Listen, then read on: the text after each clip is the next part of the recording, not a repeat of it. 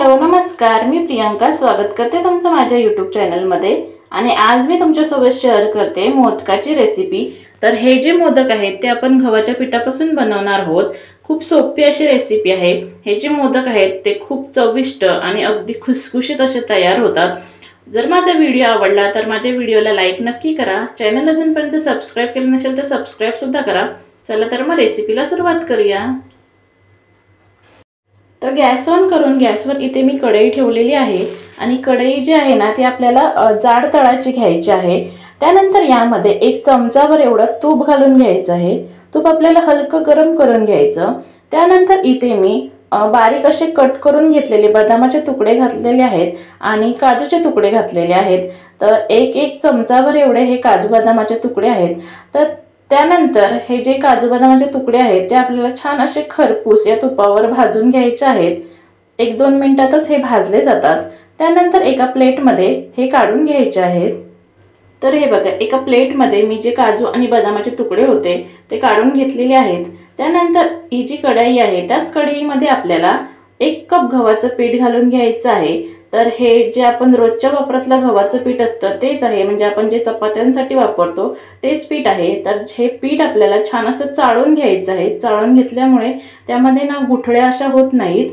आणि आता हे जे पीठ आहे ते आपल्याला गॅसची फ्लेम मीडियम करायची आणि छान असं भाजून घ्यायचं आहे। तर यामध्ये आहे ना थोडं असं तूप घालायचं आणि हे जे पीठ आहे ना ते आपल्याला छान असं खरपूस भाजून घ्यायचं आहे।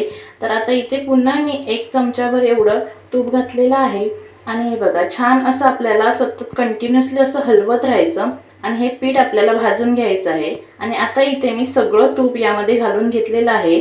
तर 1 कप पिठासाठी इथे मी पाव कप एवढं तूप वापरलेलं आहे। गॅसची फ्लेम मीडियमच ठेवायची आणि कंटिन्युअसली असं हलवत आपल्याला छान असं एक खरपूस पीठ भाजून घ्यायचं आहे। हे पीठ जेवढं खरपूस भाजलं जाईल तेवढेच याची टेस्ट खूप छान अशी लागते। तर हे बघा थोड्या वेळाने छान असं पिठाने सगळं तूप सोडलेलं आहे आणि पुन्हा आपल्याला ह्याचा कलर चेंज होईपर्यंत हे बघा आता इथे याचा कलर चेंज झाला। तर हे एवढं पीठ भाजण्यासाठी मला 7 ते 8 मिनिटं लागलेली। त्यानंतर यामध्ये मी 1 कप एवढं सुकं खोबरं घालून घेतलेलं आहे आणि आता गॅसची फ्लेम लो करायची आणि हे जे सुकं खोबरं आपण घालून घेतलेलं आहे ते सुद्धा 1-2 मिनिटभर असं छान असं आपल्याला या पिठासोबतच भाजून घ्यायचं आहे।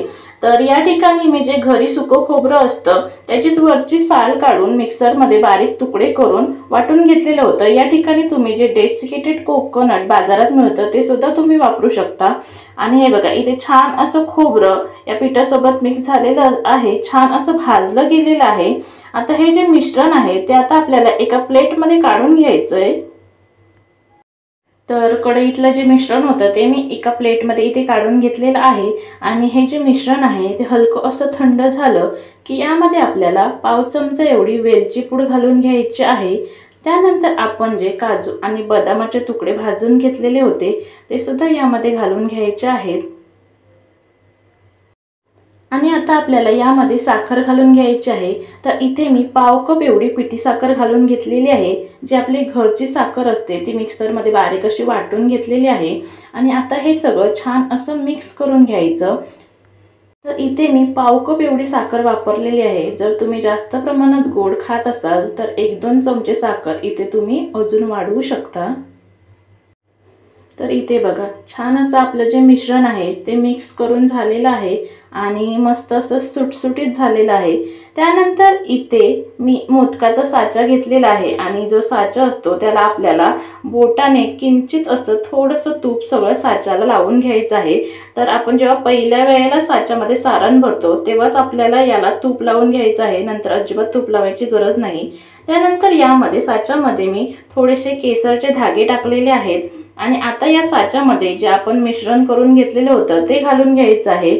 आणि हे बघा असं बोटाच्या साहाय्याने छान असं दाबत आपल्याला हे मिश्रण आहे ते साच्यामध्ये भरून घ्यायचं आहे। तर जेवढं या साच्यामध्ये बसेल तेवढं घट्ट असं हे मिश्रण आपल्याला या साच्यामध्ये भरून घ्यायचं आहे। जेवढं घट्ट आणि दाबून आपण हे मिश्रण या साच्यामध्ये भरून घेऊ तेवढेच आपले जे मोदक आहेत ते छान असे कळीदार, म्हणजे छान असा त्याचा आकार येईल। आणि याला आहे ना 1 वेळेलाच तूप लावायची गरज असते, म्हणजे जेव्हा आपण पहिला मोदक करतो त्यावेळेला साच्याला तूप लावून घ्यायची गरज असते, नंतरच्या मोदकाला अजिबात तूप लावायची गरज नसते। तर हे बघा इथे या साच्यामध्ये माझं मिश्रण आहे ते छान असं भरून झालेलं आहे आणि आता अलगद असं आपल्याला साचा उघडायचा आहे आणि हा बघा छान असा आपला जो मोदक आहे तो तयार आहे। तर हे बघा छान असं अलगद असा हा मोदक आपला निघालेला आहे।